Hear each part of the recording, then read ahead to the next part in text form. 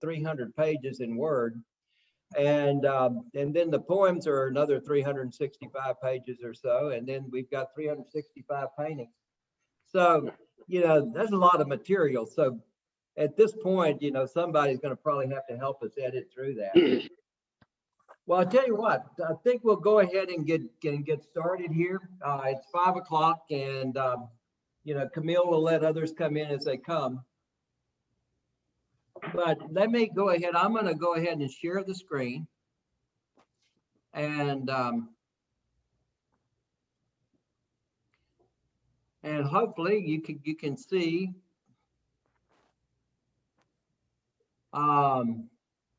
So Garland, are you there? Can you see, is the Virus Vigil up? Yes. Okay. Now don't squeak, Jim, don't squeeze. It's got the wrong title on the front of it. We were going to do this for the Sierra Club on February 17th. And the freeze came, and that all got canceled. So we're going to be doing it again in April. This is the website. If you just Google Jim Blackburn Virus Vigil, it'll come up. And the reason I wanted to put this here is there is now an index, and every one of the days is laid out in terms of the bird or the title that exists, and it's just going to give you a link to whatever you'd like to see. I think that's all it's going to see. Garland, you need to mute. Oh, sorry. And everybody should mute. Now, I went through and tried to figure out what we had done with this Virus Vigil. And there's 365 days that are covered. About 207 of those days are dedicated to birds of one type or another. Early on, I even a couple of times put out 2 birds in one day. And we haven't indexed that very well yet. But it was kind of crazy that I did that. Princey told me several times how crazy I was for doing that, because we were running out of material after about 100 days. And so, okay, please mute. And anyway, of the stuff that we've done, there's about 207 days that are dedicated or that are about birds. And then about 36 of those are kind of about what I call the universe, just kind of me thoughts and kind of wanderings out in space, so to speak. We did about 18 days of reptiles, amphibians, and insects. Isabel does a lot of work with hands and with women's images, and about 15 of the days were those. We got seriously into mammals as we ran out of birds, and so we have about 32 days of mammals. We have 41 days of trees, seeds, or ecology seeds. And then we have marine and weather, and then the virus itself for about 16 days. And so that's kind of what the year looked like. And that's the first day. And Isabel, you want to talk about your art here? This is how I started doing the birds. And actually, I was just doing portraits of birds with nothing in particular in mind. And Jim came in and said, I can write poetry about this, and we can do a book. So anyway, this is a bittern, and I really identify him. He's kind of secretive and hides in the reeds. And when I do a cigar box, I was writing words behind the bird of things that inspired me. So that's a cigar box. That was sort of the beginning of all of it. And now this one. And this one is done on a book cover. The purple is a book cover, and the red is my paint. And this is a summer tanager, which is one of my favorite birds. And this color combo was real important to me. And I happen to have this piece of art up here in my office, which is where we are today. And one of both of our favorites is the Black Vulture. And you want to say anything about the vulture? No, you made him the high priest, and I just think that's so appropriate. I will say that Black Vulture came out, and this was one of the days that I put out 2 birds at one time. And the red-winged blackbird came out on the same day. And then the Black Vulture is actually not shown on the website because the red wing is shown. And so we're going to try to figure out how to fix that. But anyway, the Black Vulture is one of my favorite birds as well. And I'll read this poem about the Black Vulture. The high priest of Earth's church hops atop the raccoon and begins recycling, for he must act soon. While feasting at roadside, the priest talks to me of things that are needed to live sustainably. Thou shalt not kill unless to consume, and not burn carbon beyond your fair share. Always leave behind a livable home, and let equity reign between human and hare. Let each be a partner of the natural world and seek to discover the least damaging way, while saving on energy and matter and things, and thinking of those who've not yet had their day.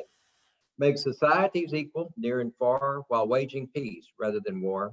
Now take this message to lands afar, and on the road, don't get hit by a car. So saith the vulture from the Texas roadside, and from those 10 commands you cannot hide. And I smile as I see it hopping aside. The priest has spoken, and all must abide. Now, this was one of the earlier poems that I wrote. This was in the first book that Isabel and I put out. And it was one of the few that rhymed. And as we got further and further into the Virus Vigil, I started making the poems rhyme, among other things, just because they're a bit easier to kind of take, if you will. I think those of you reading it seem to enjoy the rhymes more than those that were blank verse. And at any rate, it was a rhythm I got into. And so most of these poems were new starting about day, probably 75, day 100. After that, I was writing, 7 poems a week.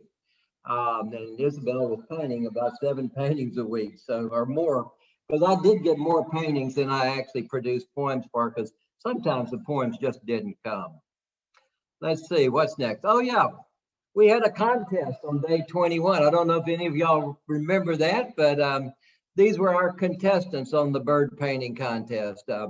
We did select a few winners. Actually, we voted, and there were winners and losers out there, and I won't spend a lot of time telling you who won or lost, but I will say that it was a great fun competition. And Isabel, you want to talk about this? This is one version of the night heron. Again, this one doesn't show up on the website. Another night heron shows up on the website. Jim asked for this night heron with a Nut, who is a goddess of the night in Egypt. And I do lots of combo things, but I hadn't done this one. So it was a fun exercise to do. Nut, the figure that arches over the sky, swallows the sun in the evening and then gives birth to the sun in the morning. And so the night heron fit into that beautifully. And I'm not going to read every poem that I've written, which you will be eternally grateful for. So I'll skip on through and just talk about some of the other pieces. The roseate spoonbill, we both just wanted to put in here.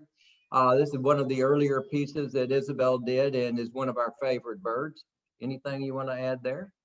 Just, it's so fun to have that pink on the coast. Another So we fun have bird 2 questions here. Do you want to take them live or wait till the end of the presentation? Oh, why not? Let's give it a try as we go, and let's see if it'll keep a rhythm. So what's the question? So the first is from Luann. She says, about how many hours a day on average does Isabel spend in her studio? Well, I spend 4 to 6 or 7 hours every day in my studio. It's not all about painting. Sometimes I just have to sit there until an inspiration comes. The artist, I mean, the poet did not spend nearly that much time. It may have shown on the poetry. Anything about the reddish egret you want to throw out, other than we both love this bird? We love that dance that he does to catch his fish, throwing his wings out to make a shadow so he can see what he's after. And, you know, I mean, we're talking about putting perhaps a live event at some point where we might all get together, and we're going to do dances of different types. The reddish egret dance will be among the more difficult dances to do, but it's one heck of a dancer. Barn owl, Isabel? He's just funny. His little head can move. All owls' heads can just move like crazy. This one is about nurturing, which actually we're all trying to do for each other and for nature, all the critters and things in the world. And we get to, what day is this? 118. And the cactus wren, which is one of our, I think, favorite paintings. Anything you want to say? And then I've got a poem to read. Well, no, I just love that. To me, it's about balance. And it's, of course, balancing on that cactus, but really, we all have to balance our lives. And this is the cactus wren. What do I remember of the cactus wren? So we were where? It happened when? My mind's deep recesses grow darker and dimmer. I need more light, just a bit, just a glimmer.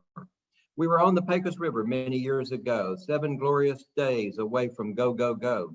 8 of us plus guides led by Don Green. The man was amazing, a paddling machine. Tangling with rapids, sleeping on rocks. It wasn't easy. There were some hard knocks. But the words were different. But the birds were different and lovely for me. This was the place where I wanted to be. Walking to cave paintings, a wren appeared, checking us out. We were not to be feared. At first it threw us, for it was large for a wren, but after hearing us chant, I echoed amen. And watching it work, it soon became clear that this bird liked cactus, showing no fear of the prickly pines that like my wife Garland, for I spent a bit of time doctoring my darling. The cactus wren exhibits the greatest of traits. Its life requires balance, which it celebrates. One slip of the foot, and this wren is toast, yet it prefers cactus to tree or post.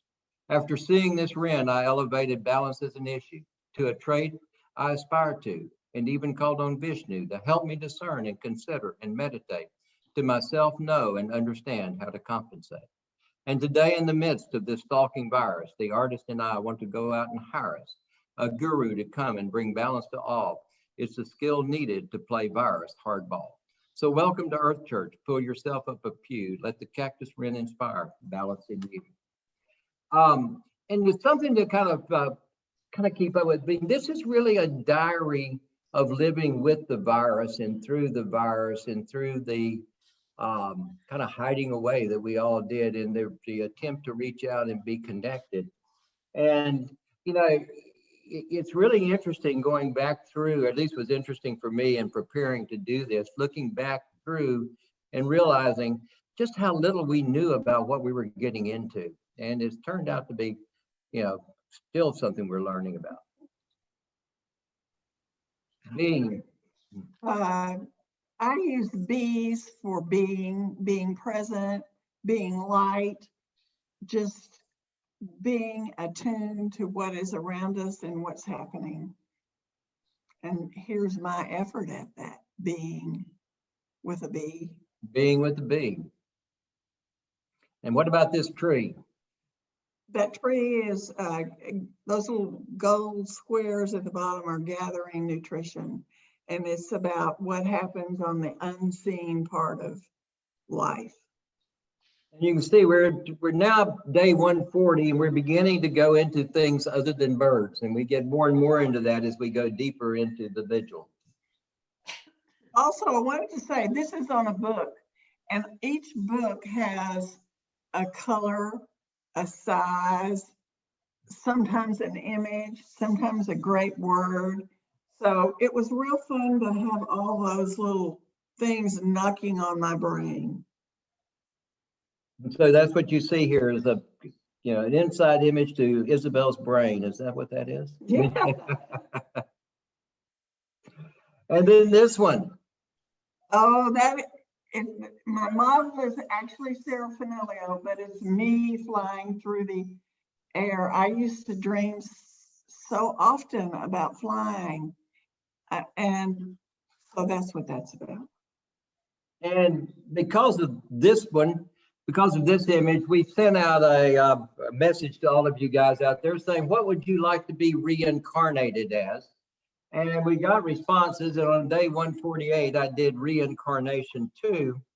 And here's the poem that came out of that effort. There are many beings that readers want to become. A leaping dolphin emerged number 1, because water is the essence of the life we know, and number 2 are the hummers that steal the show. The cardinal and the live oak tied for number 3, and then there are explanations that were sent to me. There's not space for all, so don't feel neglected if your rationale is not herein resurrected. I'm a German nightingale for a child in the park. I sing romantically when the sun fades to dark. I'm a red climbing rose with blossoms so sweet at the Manil Rothko Chapel, a sacred retreat. I'm a mockingbird and don't have to play well with others, chasing hawks, singing songs, and no regrets are my druthers. I'm an osprey and therefore a fishing machine, no need for bait, and my eyesight is keen. I'm a penguin wandering near the South Pole. I'll no longer be hot, for I love the cold. I'm a cypress tree, the old man of the water. The river song is my thought fodder. I'm a turtle and live long and have a hard shell, and a laid-back attitude fits me very well. I'm a laughing gull hanging around with my friends. I fly for adventure that will never end. I'm the family dog and live like a king. My owners obey me whenever I ring. I'm a great-tailed grackle with a shiny black rump, and I'll fly up and dump on Donald Trump. I'm an elegant snow leopard moving after dark and a great night hunter with both bite and bark. I'm a leopard seal sliding off of the ice. Some krill for dinner would be very nice. I'm an old banyan tree with kids playing on me. I'm home to many, a nice place to be. I'm a catbird, self-contained, living life as I please. I'm a covert angel lurking deep in the trees. I'm a tree sloth eating leaves high above the ground. Up here I can really, really slow down. I'm a snowy egret with slippers of yellow. With wild-looking hair, I'm a fancy fella. I'm a hooper or an Atwater's prairie chicken, endangered Texas, but I guess that's a given. I'm a black cat just a prancing on top of the fence. You'll give me wide berth if you have any sense. I'm a big blue stem grass who sways in the wind, pumping carbon in the ground and everyone's friend. I'm a great spruce tree aging like mountain wine, loving my neighboring aspens and smelling so fine. I'm a great blue heron, an elegant svelte bird with wonderful long legs and a grunt to be heard. I'm a brown pelican dining on fish every day. I love falling from high to torpedo the bay. I'm a scissor-tailed sorceress who catches the fly. I love dancing on air with the wind in the sky. The moral to this tale, and there is one for sure, is that circles and cycles represent truth that is pure. We're all beings powered by race cycle spirits. At Earth Church, we've moved beyond the limits of physics. So welcome to Earth Church. Pull yourself up a pew. Now, wasn't it fun to reincarnate you? Now, those are all images that came from you guys out there. And I just thought that was wonderful. Okay, Isabel, this one. Well, Jim asked me to paint the virus, and I did it in a lot of different colors because I didn't want one color to have the stigma of being the virus. And I felt like we had to, if we've been doing all of this for the virus, we needed to actually get to know this character a little bit. So, the virus. Please allow me to introduce myself. Straight out of Mick Jagger's Rolling Stones. Please allow me to introduce myself. I'm what you're all concerned about. I'm a charlatan who varies his presentation, that you should fear me, have no doubt. I'm the nasty little virus that's crippled a nation, and I also set off a global conflagration. I'm the economy's worst nightmare, and yours as well. If I were alive, I'd be going to hell. But I'm told that I'm not technically alive. I'm not sure that I care, for I seem to survive. I have an RNA genome, but have no cells. I use yours to reproduce and ring all the bells. I'm susceptible to my body being dissolved, so your attempts to stop me must be evolved. Vodka won't work, for there's not enough alcohol, but the 60% solution will answer the call.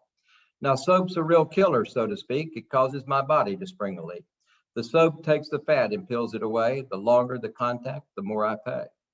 I love those folks who despise the mask. That makes my transmission an easier task. Your desire to mingle is my ticket to ride, and on your pursuit of freedom I glide. I also love leaders who don't take me seriously and adopt a style of acting imperiously. I relish the disdain of knowledge and science. My success depends upon the people's defiance. I'm a self-centered virus and I'm feeling disrespected. This poem's not at all what I expected. Rather than celebrating me and my skills, this poem's about your people and their ills. So welcome to Earth Church. Pull yourself up a pew. We're all about science here and you should be too. Now, this was about the time we began to realize that the virus, fighting the virus was, the politics were kicking in heavily on fighting the virus. And, there was something that evolved that I don't think I was expecting in the least, was that essentially the science of controlling the virus became a key aspect of dispute and disharmony and now political opposition. Isabel? This is a older painting, and I started it much larger than anything I'm doing now. And I call it a lotus, and it's made up of hands of my friends. And at this time in my art practice, I was using my journals as the background, so I had to cover up the scary parts. And these are all human hands, except there's one kitty paw in there. Where is that kitty paw? There it is, right there. And connectuality was kind of the whole purpose of doing the Virus Vigil, was reaching out. Connectuality is a term that actually I coined that phrase for a poem about the grackle and connectuality with the grackle, and which came to the stoop of my soul. I love the concept of connectuality. I love the idea of just making words up and making them say whatever I want them to say. That's what's nice about being a poet, as opposed to a lawyer, where everyone has to understand you, or should. Isabel. This is about the reverse. I mean, a lot of this virus vigil has been about us protecting the environment and all those who live in it. And this one is about the plants and the environment protecting us. They provide food, shelter, beauty, and lots of other things.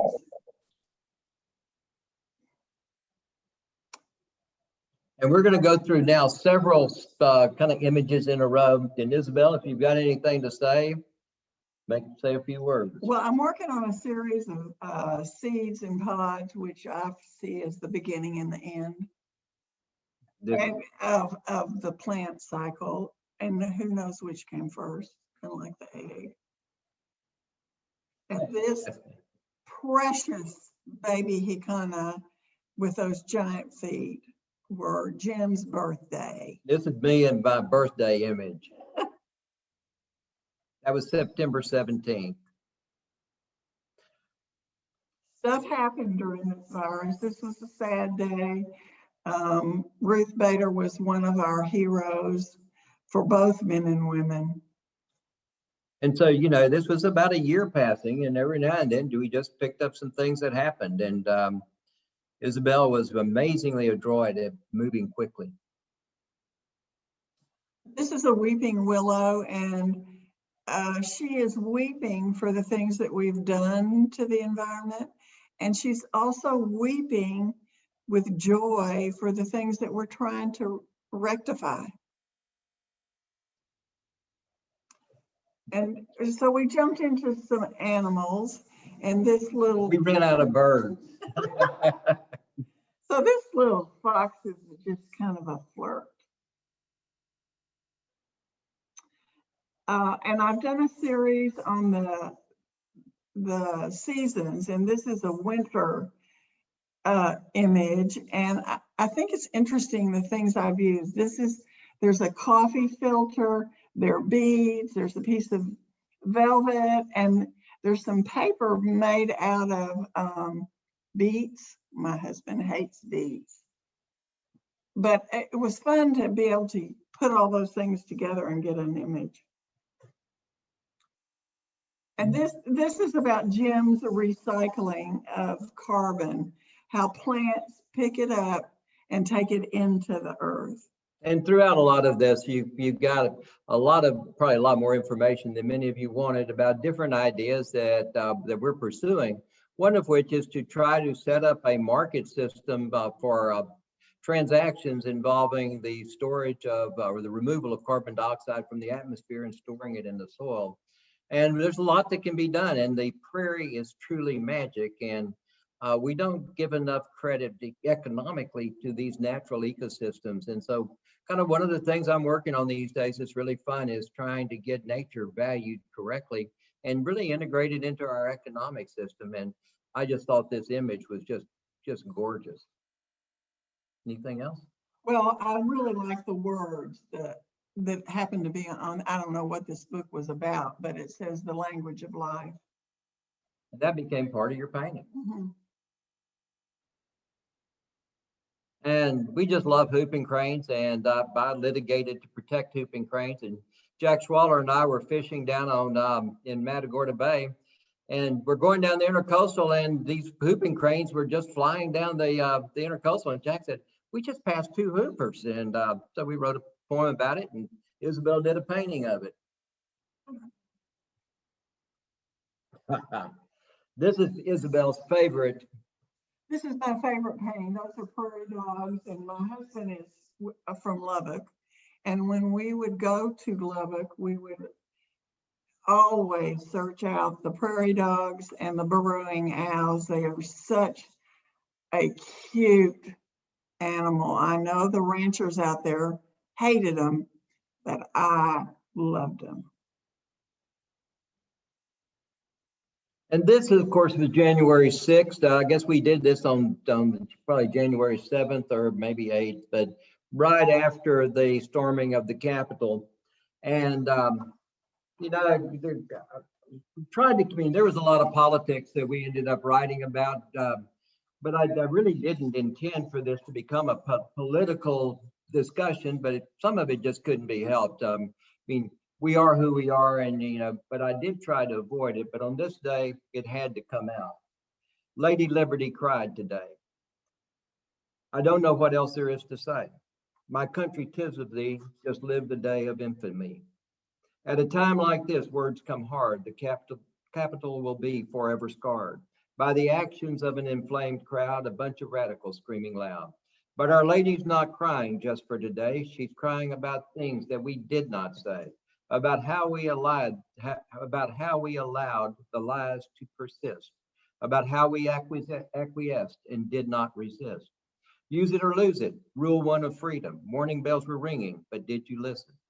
10 former defense secretaries sent a warning, and Giuliani and Trump stirred them up in the morning.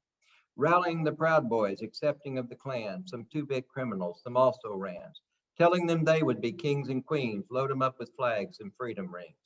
The time has come for the madness to stop. I've had enough. Let the guillotine drop. On those unwilling to stand up for truth, all for self-gain, egos run loose.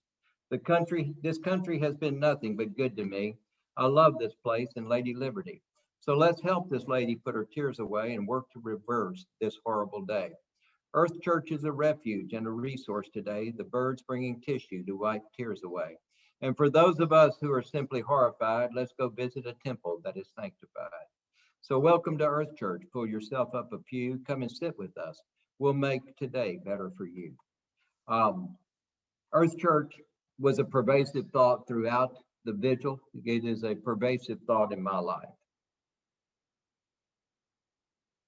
This is a painting about my mother's hand, and she's the one that told me or gave me the love of plants. And I love how the plants and the veins of the body, the roots and are all connected. So I made her little fingernails have herbs on them.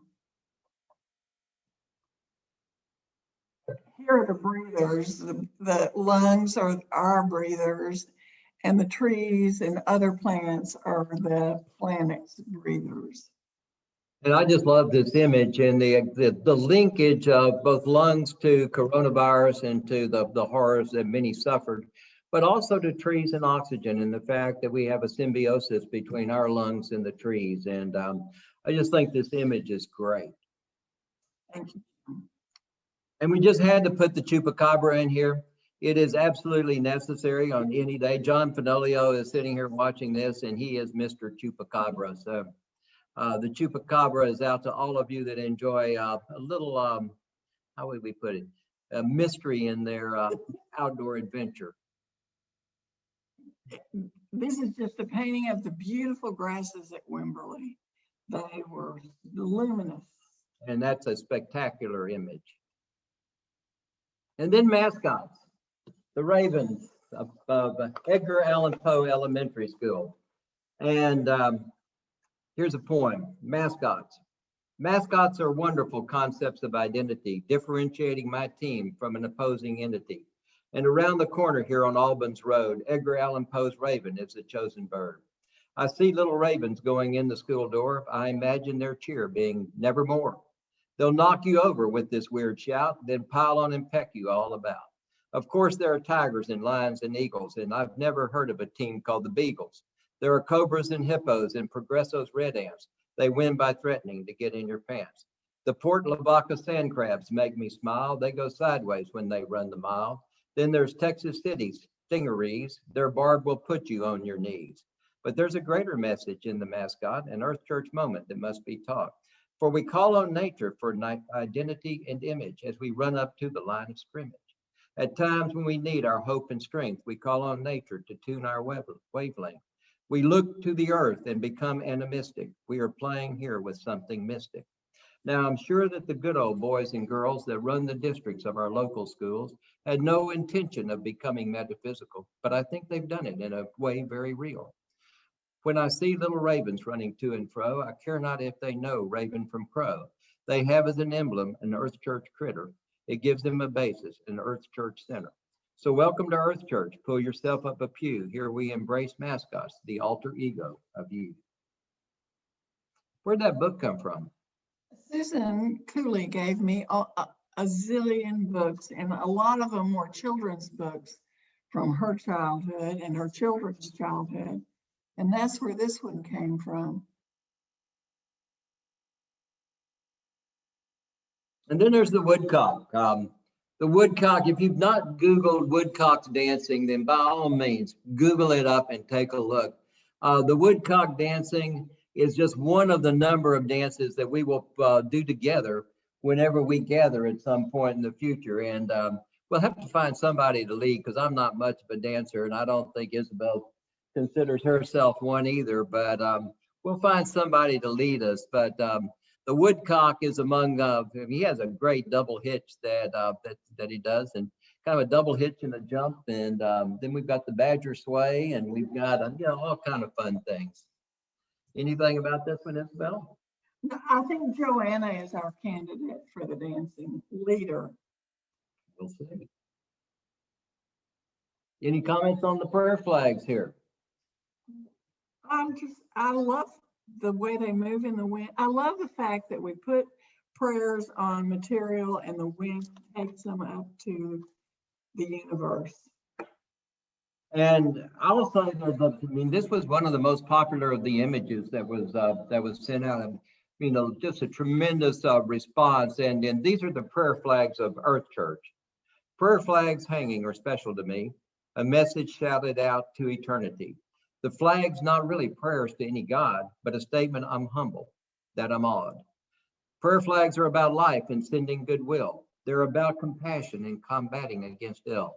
Prayer flags are intended to benefit all. They've been known to fly from mountains tall. Prayers may be written on individual flags, dispersed by the wind, individual tags, with the goal of reaching to the universe, wonderful sentiments unleashed to disperse. So behold Earth Church flags of prayer. Let's fly the colors, no line should be bare. Pink and blue followed by red and green, and yellow, white, and orange complete the string. The prayer flags of Earth Church are about being, about living life, about really perceiving that we're all voyagers on the same spaceship, that we must keep it going, we cannot slip. I hang my prayer flags from the balcony and focus to summon powerful alchemy. I'll grind the powders and say special words. I'll pray to mammals. I'll sing to the birds. I close my eyes and hum from the soul. I try to be one with the coherent whole. My mind is released and flies with the flags, and my soul's right there. It never lags. The flags are about the earth and its merit, about the bounty which is ours to inherit.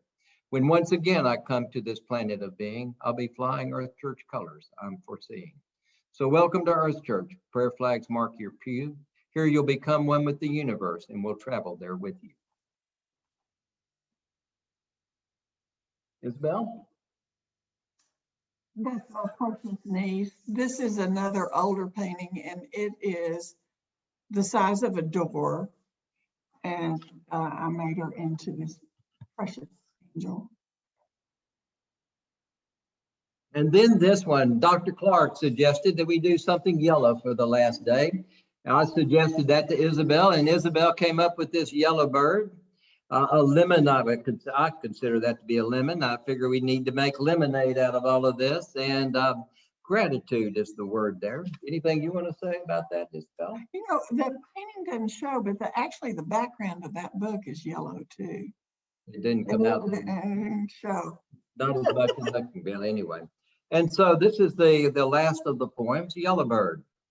The yellow bird of happiness is chirping out to you. This is the last of the vigil, but don't be blue. This yellow bird of happiness will always be around. Your yellow friend is here for when you're feeling down. Yellow is such a good color, bold like the sun. For me, it means beginning. I've only just begun. It seems a key to opening up many closed doors, doors that give me access to many newfound floors. But how can a color translate into keys for life and living? What can yellow tell me about being a spiritual being? All I know is Yellowbird is bringing me the word. The word is gratitude, a word that must be heard. I'm grateful for the many days we've all spent together, withstanding COVID storms and even freezing weather. It's been a year that none of us will ever forget, but in a very funny way, it's one I don't regret. I'm grateful that Garland and I have made it through so far. There is no doubt that this year has been a bit bizarre. Today, I'm grateful for many things once taken for granted, and I know my spiritual thinking has been greatly expanded. I'm grateful for the yellow fire spirit in my soul. I'm grateful for Earth Church that fills the empty hole. I'm grateful for Garland, my lovely, loving wife. I can't imagine anyone else with whom to share a life. I'm grateful for you vigil readers braving some bad poems. I'm grateful for the artist who brings out real emotions. Doesn't rhyme too well. I'm grateful for the earth itself that nurtures every need. I'm grateful for the cycle of life. I'm grateful for the seed. So yellow is about gratitude and about a life of cheer. So take this yellow bird with you and have no lingering fear. The spirituality of Earth Church is always there for you, and this yellow bird's a reminder for you to claim a pew. So welcome to Earth Church. Pull yourself up a pew. I've enjoyed our time together. It's good to know you. So time for us to unmute and give Jim a round of applause.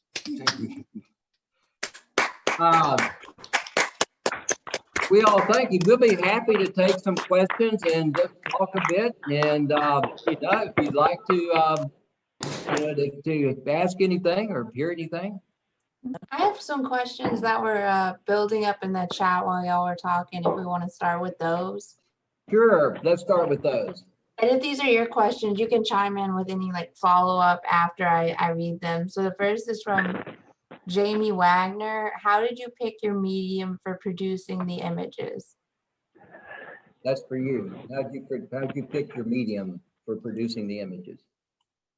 Well, I wanted to do a small paintings, and I was already working on cigar boxes and books, and so it fit perfectly. I'll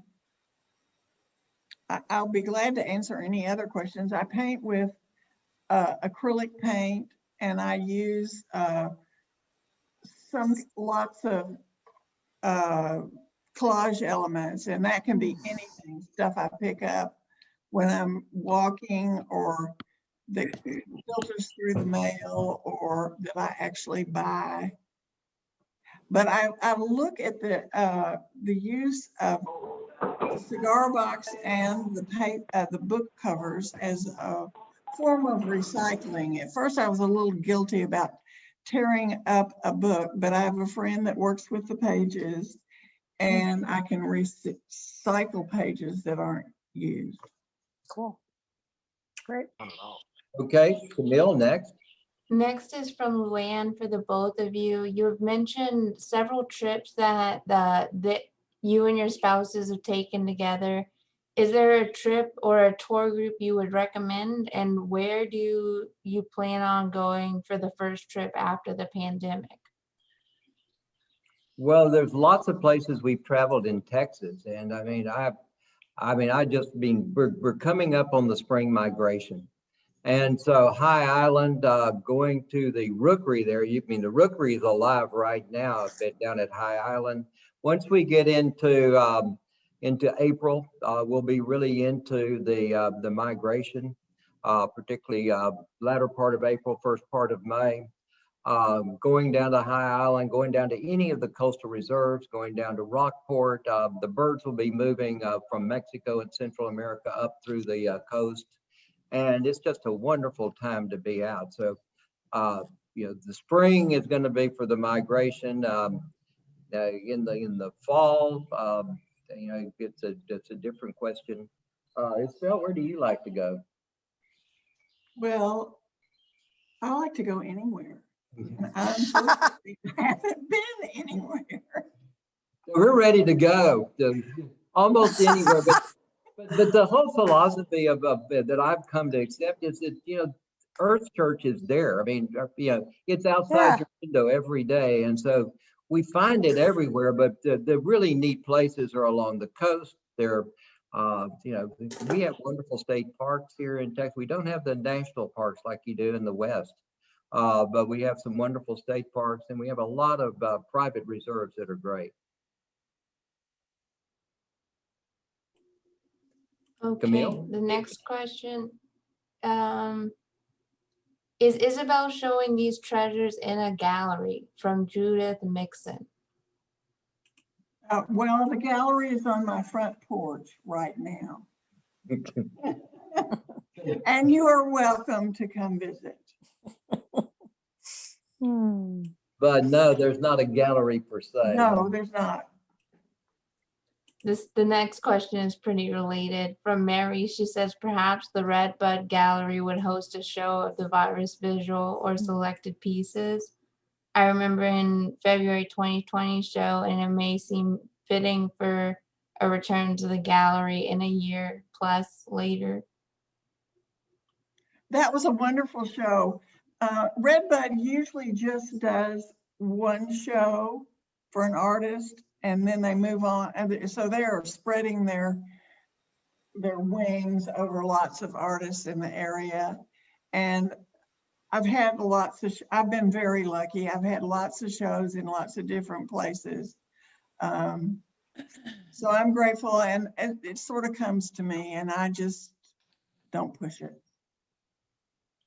And then the next question is from Taryn J. Some of the art has a background with written words. Are these poems or something else?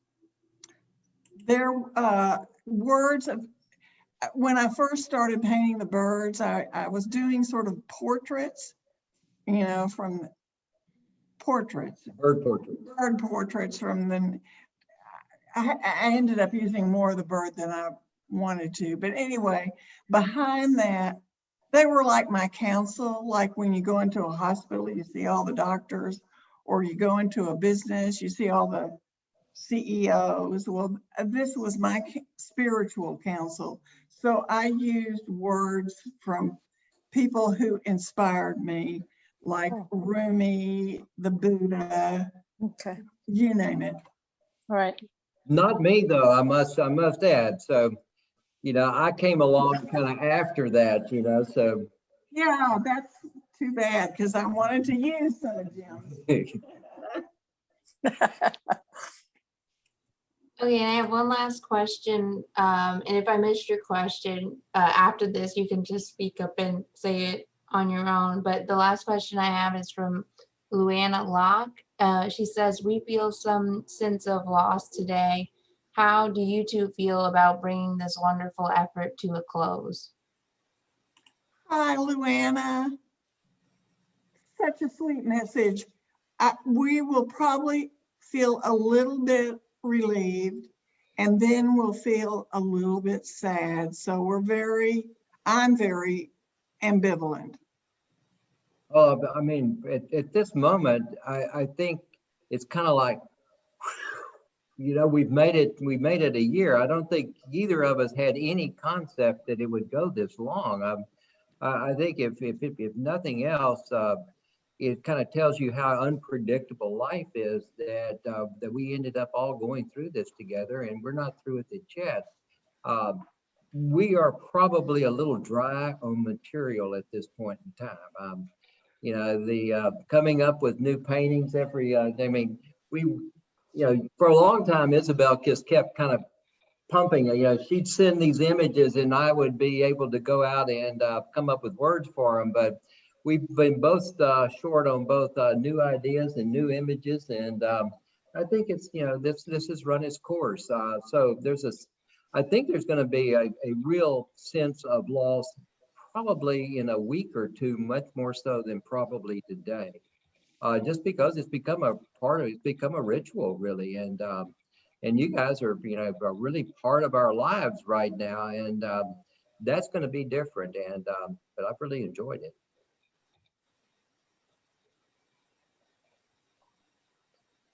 There's a question. What's the most promising challenge I'm working on right now? Solving climate change and coming up with new ideas for putting carbon dioxide, taking it out of the atmosphere with nature, and paying farmers and ranchers for basically increasing the amount that they would be taking out. I think it's a wonderful idea. I'm working with Rob Rogers on trying to fix some of the problems of trying to protect Galveston Bay from a huge hurricane. Working with Peter Way and Jeff Mundy up in the hill country and trying to protect groundwater in those areas. There's no shortage of challenges. I do have some good news. I think on Chiltepin Creek, Brian French and I and Ann Hamilton have been talking with Steel Dynamics, and we may have an announcement coming next week about some options that may really improve the quality of the discharge going into Chiltepin Creek, which is something I'm really excited about. So just a lot of good things, but I think the important thing is attitude. There are solutions out there. It takes sometimes perseverance to find them, and it takes creativity to realize them. But there's good stuff out there to be done, and it's so easy to get down. It's so easy to be dragged down by negativism. And I think the hardest thing is to keep a positive attitude and then really find the energy to make good things happen. And they're there to be made. They're there to be found. Thank you. Other questions? There've been a few here, right? Well, I've been trying to keep up with them. It's a little tricky. Camille, you got anything new? Yeah, there's one new one from Tina. She says, how many congregants are in Earth Church? Well, at least on this mailing list, about 700. But then, that doesn't include the critters.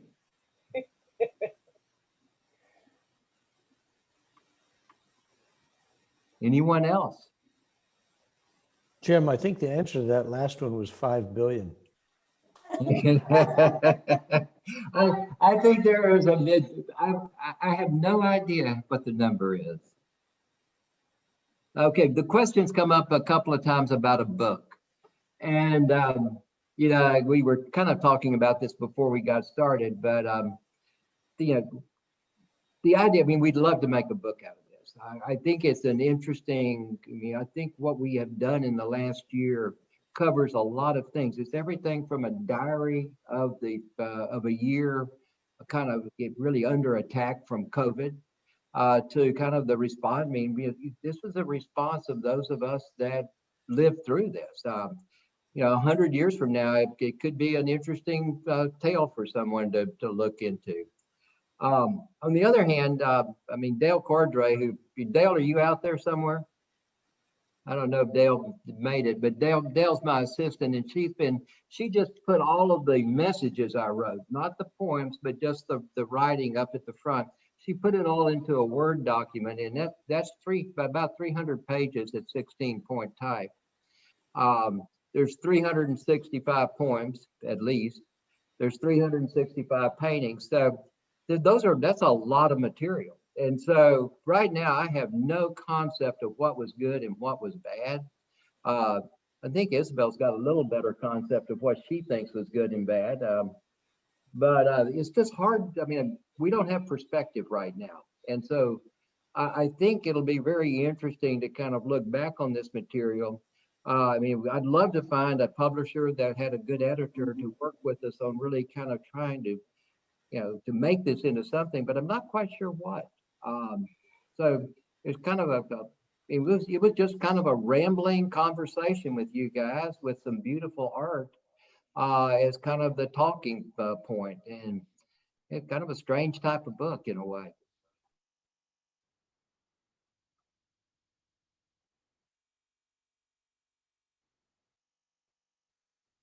And there was a question here, or not a question, just a comment about the amount of time and energy and effort that it took. And, it didn't seem that way.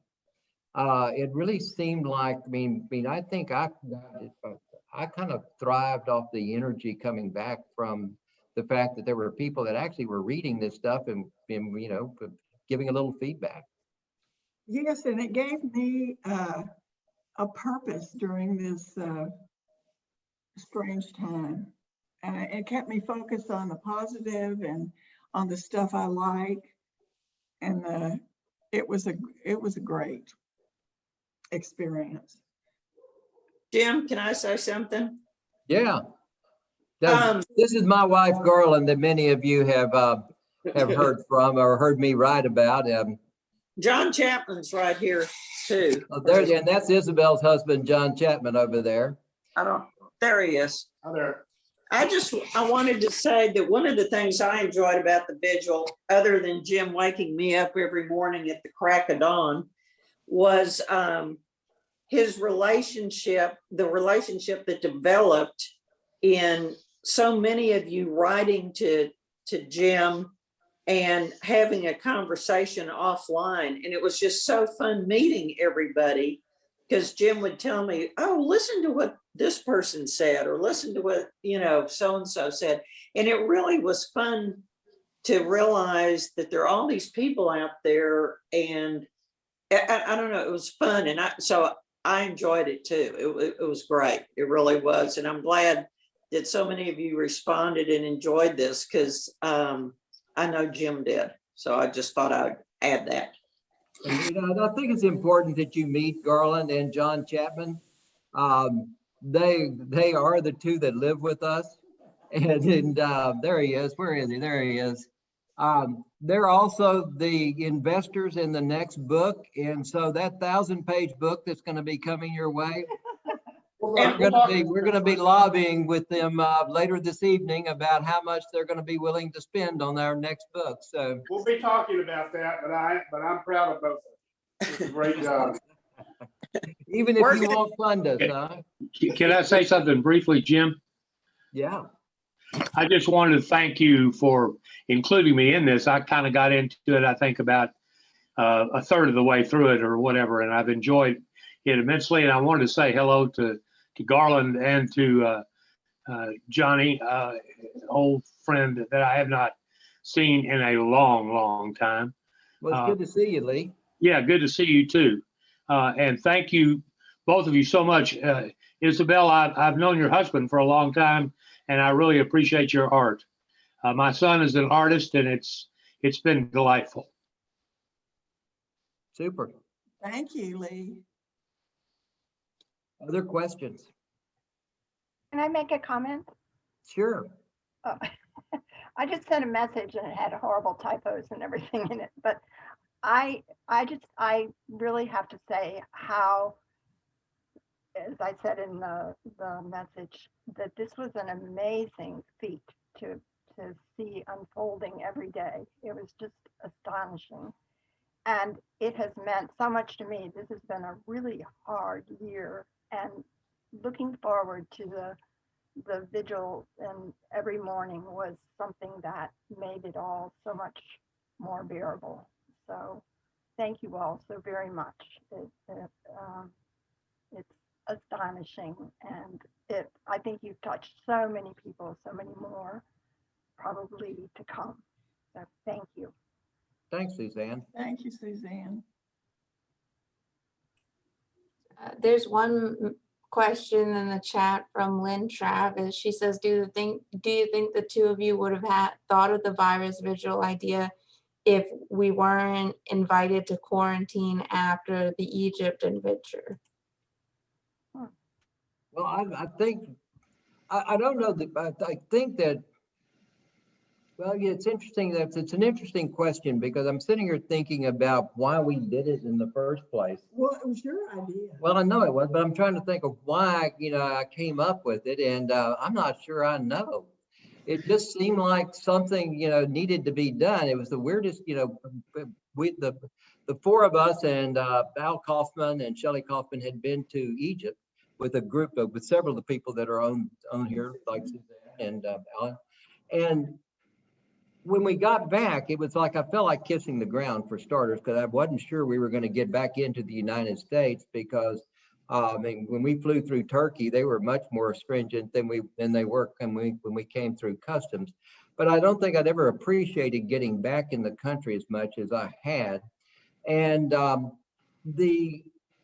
think that the feeling I had was that we were all of a sudden thrown into a situation that was a kind of unknown and unknowing, and that it was important to try to reach out and talk. And Garland and I were talking about that, and she mentioned I send out a coastal newsletter every Christmas time around, some sort of holiday newsletter. And so I've kind of have a tradition of doing that once a year. And so it sort of seemed like a good idea. And then Isabel was into it and we got started.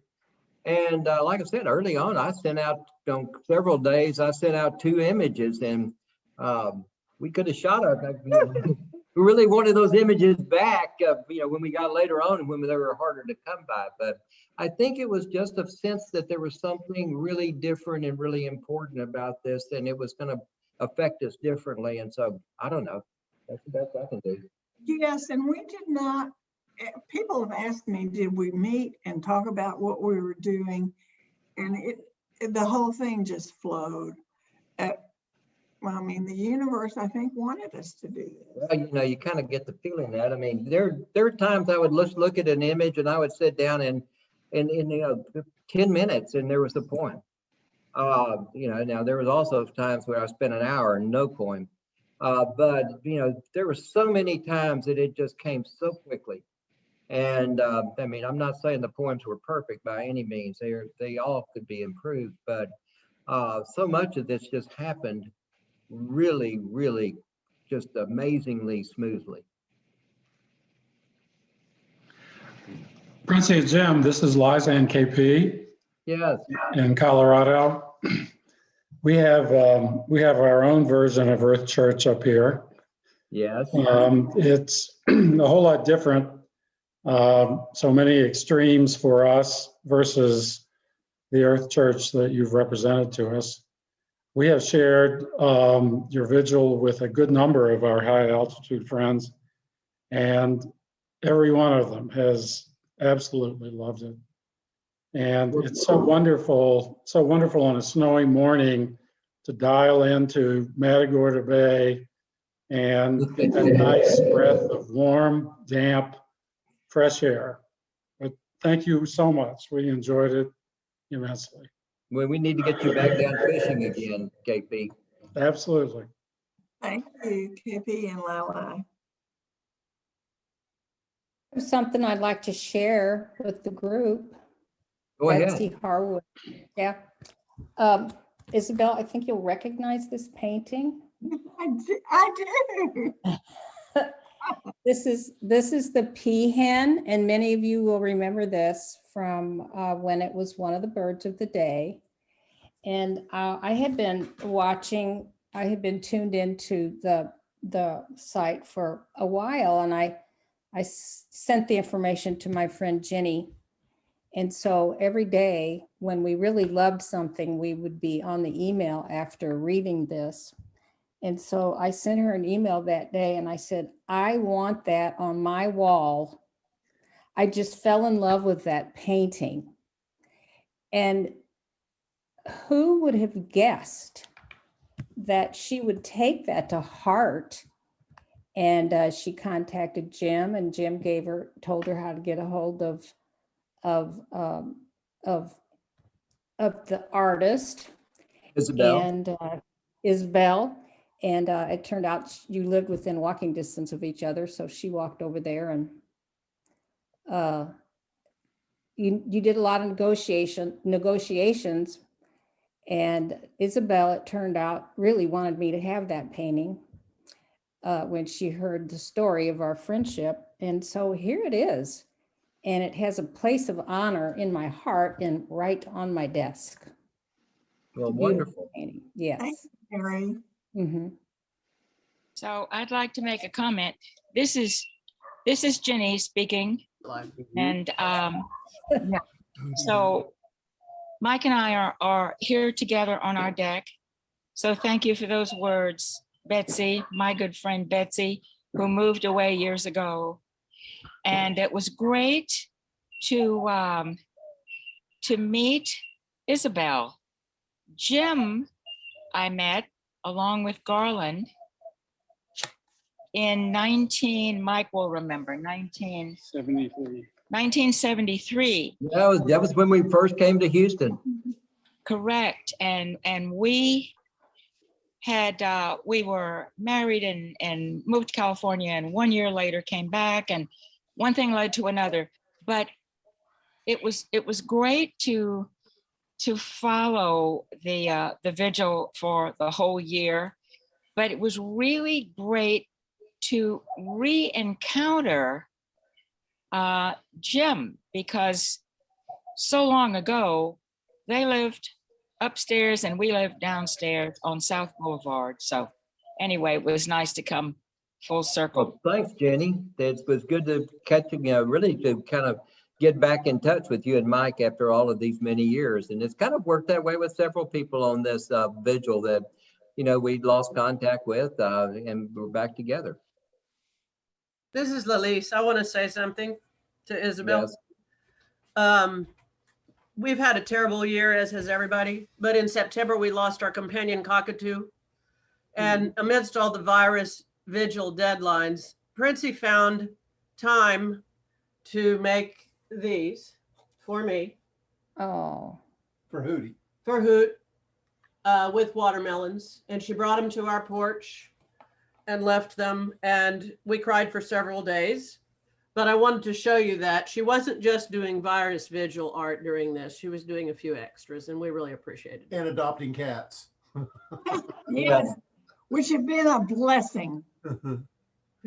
Well, Isabel is a much nicer person than I am. So That's not true. Well, no, the work that you did was very special, and the stuff that you put out for the past year, every morning about 7 o'clock, I said, so what does Jim put out this morning? So this is I give coffee, she reads it to me. Well, sorry that won't be continuing, but I think it's enough.